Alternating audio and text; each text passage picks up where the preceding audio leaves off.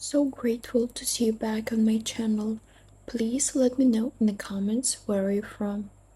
The first thing I felt when I woke up was the emptiness. Not the physical kind, that dull, aching hollowness in my lower abdomen that the nurses kept calling normal post-operative discomfort. No, this was deeper. This was the silence where a heartbeat used to be. "Mrs. Bennet," the doctor said, and his voice was too soft, too careful. "I'm so sorry. We did everything we could." I didn't cry. I couldn't. My body was still swimming in anesthesia, my mind trying to claw its way back to consciousness, while something essential inside me was already gone. I reached for my stomach, still swollen, still round from 5 months of carrying her, and pressed my palm flat against the hospital gown. "Her?" I whispered. The doctor's eyes flickered. "I'm sorry?" "Her. You said everything we could. Not everything we could for the baby. You were talking about me. Where is my baby?" He looked at the nurse. The nurse looked at the floor. And in that split second of silence, I understood everything I needed to understand.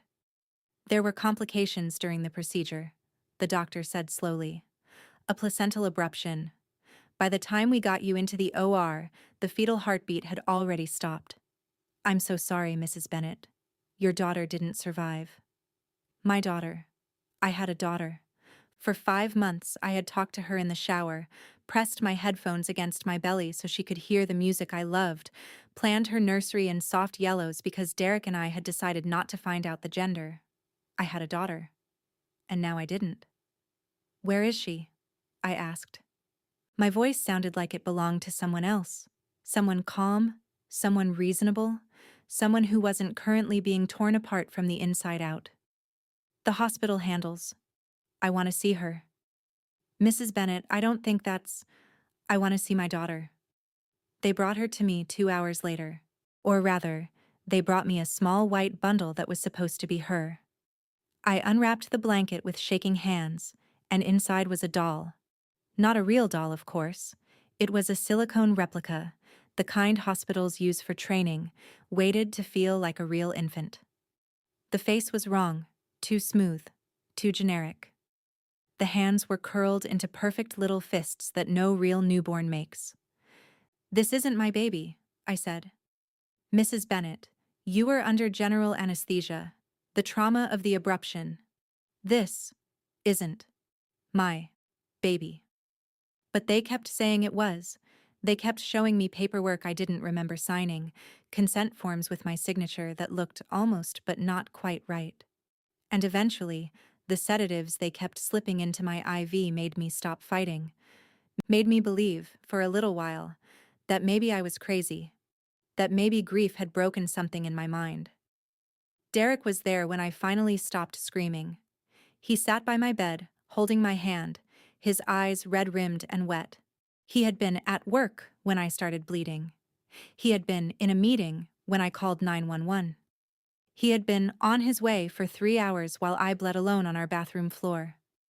"I'm so sorry, Claire," he whispered. "I'm so sorry." I looked at him, really looked at him, for the first time in months. His suit was perfectly pressed. His hair was freshly cut. He smelled like expensive cologne and something else. Something floral and wrong. "Were you with someone?" I asked. His grip on my hand tightened. "What?" "No. I was at the office. I told you. We had the Henderson account. You smell like perfume." "It's probably just the hospital soap, or maybe I brushed against someone in the elevator." "Claire, baby, you're grieving. You're not thinking straight." He was right about one thing. I wasn't thinking straight. But I was thinking. For the first time in years, I was really, truly thinking. Derek Bennett was a pharmaceutical sales rep. He made good money, wore good suits, said all the right things at dinner parties. He was handsome in that generic, toothpaste commercial way, blonde hair, blue eyes, a smile that made people trust him instantly. I had fallen for that smile in college. I had married it at 24. And for 6 years, I had let it blind me to everything else. The late nights. The business trips that never showed up on our credit card statements. The way he always took his phone into the bathroom. The perfume on his collar that he always explained away as sample products from work. I had been a fool, but I was done being one. "Take me home," I said. The house was exactly as I'd left it. The nursery door was closed. Derek had done that before bringing me home from the hospital. So you wouldn't have to see it. I stood in the hallway staring at that closed door and felt something cold and hard settle in my chest. "I'll make you some tea," Derek said, already moving toward the kitchen. "The doctor said you need to rest. No stress. Just rest and recover." I waited until I heard the kettle whistle. Then I opened the nursery door. Everything was perfect. The yellow walls, the white crib with the mobile of paper stars I'd spent 3 weekends assembling, the rocking chair in the corner where I had planned to nurse her. The changing table was stocked with diapers and wipes. The closet was full of tiny clothes, still tagged, still waiting. It looked like a museum, a shrine to something that had never existed. I walked to the crib and ran my hand along the railing. My fingers came away dusty. "Derek," I called out. "When did you close this door?" His footsteps in the hallway, too fast, too loud.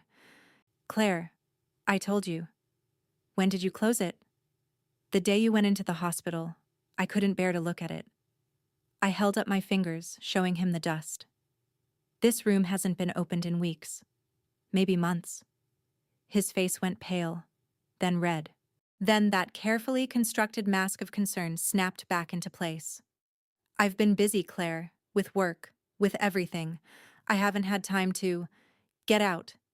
Claire. Get out of this house. Get out of my sight. And don't come back until I say so." He didn't argue. That was the first real clue. The Derek I knew, the charming, manipulative Derek who could talk his way out of anything, would have fought, would have cried, would have begged me to understand how hard this was for him too. Instead, he grabbed his keys and left, and I stood in that dusty nursery and realized that everything I thought I knew was a lie. I spent the next 3 weeks in a fog of grief and suspicion. I couldn't sleep in our bed, Derek's bed, so I moved to the guest room. I couldn't eat. I could barely shower. But I could think. And I could search. I started with his laptop. The password was our anniversary, pathetic, predictable. His browser history was clean, of course. But his email was another story. I found receipts for hotel rooms in the city, charges for expensive dinners, a purchase from a jewelry store that definitely hadn't produced anything I'd ever received.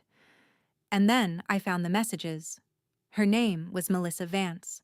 She was 26, a dental hygienist with an Instagram full of filtered selfies and motivational quotes.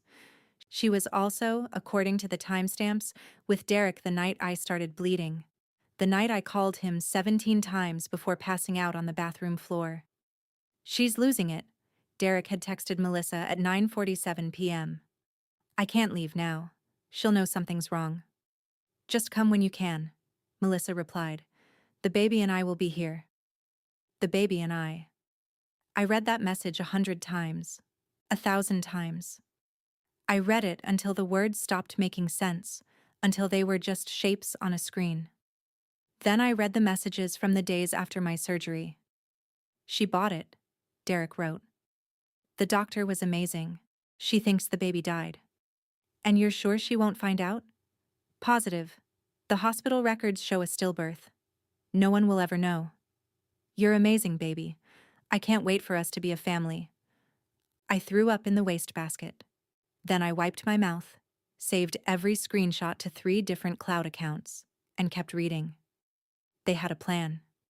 Derek was going to grieve with me for a few months, then file for divorce citing irreconcilable differences. He'd already transferred half our savings to an account in Melissa's name. He'd found an apartment for them across town. He'd even registered for a new social security number for the baby, Emma Grace Vance, born 3 days after my miscarriage. My daughter's name was Emma. My daughter was alive, and my husband had given her to another woman. I didn't confront him. That was the hardest part, looking at Derek across the dinner table every night, listening to him talk about moving forward and healing together, watching him play the grieving father while knowing he was probably texting Melissa under the table. I smiled. I nodded. I said all the right things about therapy and support groups and taking it one day at a time. And I planned. I hired a private investigator, not through any agency Derek might check, but through a lawyer friend from college who owed me a favor. I followed Derek myself when I could, learning his routines, memorizing Melissa's schedule, noting which parks she frequented with the stroller. I saw my daughter for the first time on a Tuesday. It was raining. I was sitting in my car across from Melissa's apartment building, wearing sunglasses and a baseball cap like some cliché from a bad movie. She came out around 10 in the morning, pushing a stroller with a pink canopy. She was wearing leggings and an oversized sweatshirt, her hair in a messy bun, looking like every other young mother in America. She didn't look like a kidnapper. She looked happy. I got out of my car and followed her at a distance.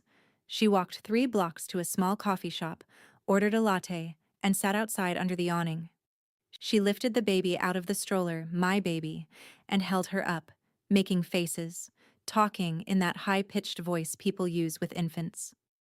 I was close enough to see Emma's face. She had my eyes. Dark brown, almost black, with the same slight asymmetry that my mother always said gave me character. She had Derek's nose, small and upturned. And on her left temple, just above the hairline, she had a birthmark shaped like a tiny crescent moon. I had that same birthmark, in the exact same spot. My knees buckled. I grabbed a parking meter to keep from falling, my breath coming in short, ragged gasps. A man walking his dog stopped and asked if I was okay, and I waved him off, mumbled something about low blood sugar. But I couldn't take my eyes off Emma. She was beautiful. She was alive. She was mine. And I was going to get her back. The PI I hired was named Marcus Chen. He was ex-military, ex-cop, with a face like a brick wall and eyes that missed nothing. I showed him the screenshots, the emails, the fake birth certificate Derek had filed. I showed him photos of Emma, photos I'd taken with a zoom lens from half a block away, my hands shaking so hard most of them were blurry. "This is kidnapping," Marcus said. "Federal crime. Minimum 20 years. I know. And you want to handle it how? I want to destroy him, I said. I want to take my daughter back in front of the whole world. I want him to lose everything, his job, his reputation, his freedom. I want him to know exactly what it feels like to have something precious ripped away." Marcus studied me for a long moment. Then he nodded. "Okay, but we do this smart. No emotion, no confrontation until we're ready. You understand?" I understood. I had spent 6 years being emotional with Derek. 6 years explaining, forgiving, making excuses. I was done with emotion. We spent the next month building a case. Marcus found the doctor who had performed my surgery, a man named Harold Vickers who had, it turned out, lost his medical license in 2 states for insurance fraud before somehow landing at the hospital where I'd been treated. We found the nurse who had brought me the silicone doll, who admitted under pressure that Derek had paid her $5,000 to help with the grieving process. We found the birth records that had been falsified, the Social Security application with the wrong date, the apartment lease in Melissa's name that Derek was secretly paying for. We found everything, and then we waited for the right moment. It was a Sunday in late September, warm and golden, the kind of day that makes people forget about their problems. Marcus called me at 8 in the morning. "Park on 5th and Elm. She goes there every Sunday with the baby. Derek usually meets them around 11. I was already dressed. I had been awake since 4, sitting on the edge of my bed in the guest room, staring at the wall. I had a plan. I had rehearsed it 100 times, but now that the moment was here, my hands wouldn't stop shaking. "Claire," Marcus said, reading my silence, "you can still do this legally. File the paperwork. Let the courts handle it. And give him 3 months to run? To hide her somewhere I'll never find?" I shook my head, even though he couldn't see me. "No. This ends today. I drove to the park with the windows down, the autumn air sharp and clean in my lungs. I wore jeans and a plain gray sweater, nothing that would draw attention. In my pocket, I had my phone, fully charged, recording app open, cloud backup running. In my other pocket, I had the DNA test results Marcus had helped me obtain, the ones that proved with 99.9% certainty that I was Emma's biological mother. I found them near the playground. Melissa was sitting on a bench, Emma in her lap, feeding her something from a small jar. Derek was standing nearby, pushing an older child on a swing, Melissa's nephew, I would later learn, part of their carefully constructed happy family illusion for the neighbors. I walked toward them slowly. My heart was hammering so hard I could feel it in my throat, but my face was calm, serene even. I had practiced this expression in the mirror. I knew exactly how I looked. Derek saw me first. His face went through a series of transformations so rapid they were almost comic.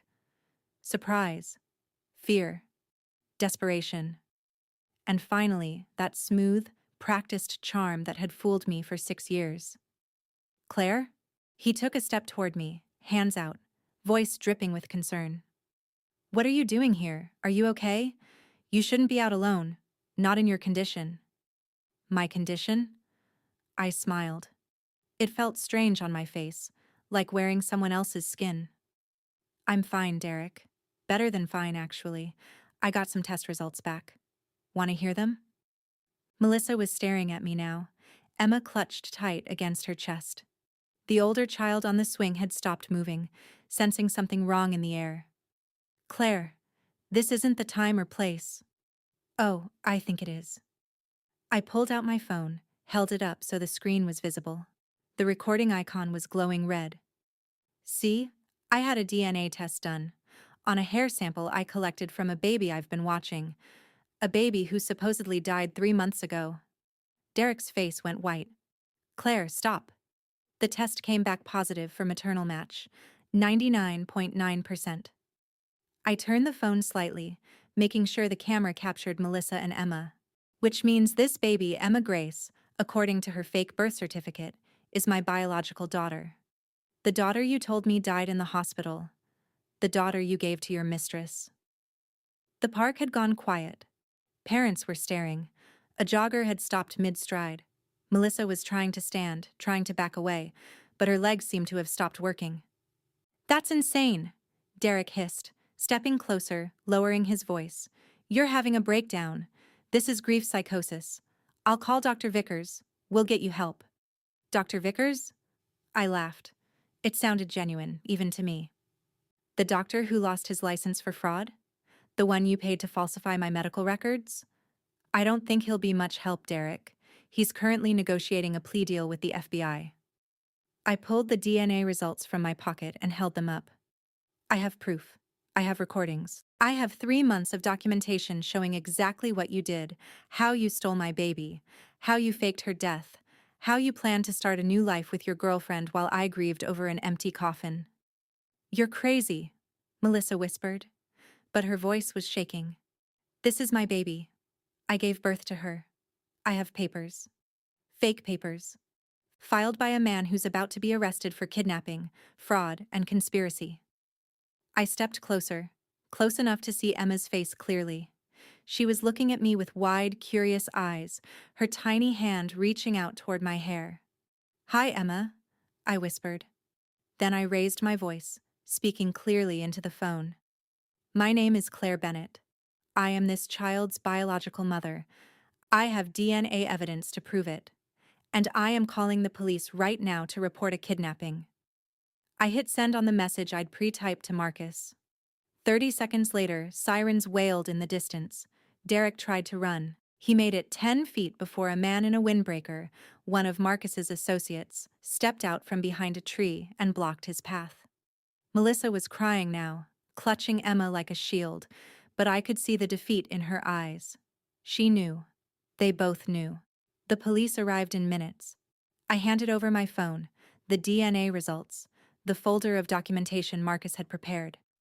I answered questions calmly, clearly, while Derek raged and Melissa sobbed, and Emma, my Emma, watched it all with those dark, serious eyes. "Ma'am," one of the officers said gently, "we need to take the baby into protective custody until this is sorted out." I nodded, my throat tight. "I understand. But can I hold her? Just for a minute?" He looked at his partner. Then slowly he nodded. I took Emma from Melissa's arms. She was lighter than I expected. Warmer. She smelled like baby powder and something uniquely her. Something I had dreamed about for 5 months and mourned for 3.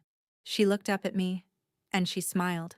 A real smile, with gums and everything, and I felt something inside me crack open and heal at the same time. "I've got you," I whispered. "Mommy's here. I've got you." The trial took 8 months. Derek pled not guilty at first, then changed his plea when the prosecution showed him the evidence: hundreds of messages, financial records, witness testimony from Dr. Vickers and the nurse, and half a dozen other people Derek had paid or manipulated. He got 18 years. Melissa got 5 as an accessory, though the judge noted she had likely been manipulated as well. I didn't care about the sentences. I cared about the moment in the courtroom when the judge granted me full custody, when the social worker handed Emma back to me, and I walked out of that building with my daughter in my arms and the sun on my face. We live in a small apartment now, just the 2 of us. I sold the house, too many ghosts, and used the money to start a foundation for mothers who've experienced birth-related trauma. I work from home, writing articles and consulting with lawyers, helping other women navigate systems that weren't built to protect them. Emma is 16 months old now. She walks. She talks. A few words. Mostly mama and no, and more. She has my eyes and my stubbornness and Derek's charm, which I watch carefully, making sure it never turns into manipulation. Sometimes I think about that day in the park. About the cold, hard thing that lived in my chest for 3 months, the thing that planned and calculated and waited for the perfect moment to strike. I don't regret it. I don't regret any of it. But I don't recognize that woman anymore either. The Claire who smiled while her world burned, who recorded her own husband's destruction like she was filming a movie. She was necessary. She was strong. But she was also broken. In a way I'm still learning to mend. Emma pulls at my hair now, demanding attention, and I set down my laptop and lift her up. She smells like the cookies we baked this morning, sweet and warm and alive. "Love you, Mama," she says, clear as a bell. "I love you too, baby. More than anything." And I do. I love her enough to have become someone I barely recognize. I love her enough to have burned my old life to the ground and built something new from the ashes. Some people call what I did revenge. Maybe it was. But when I look at my daughter, my living, breathing, perfect daughter, I know the truth. It wasn't about making him pay. It was about taking back what was mine. It was about finally, after everything, coming home.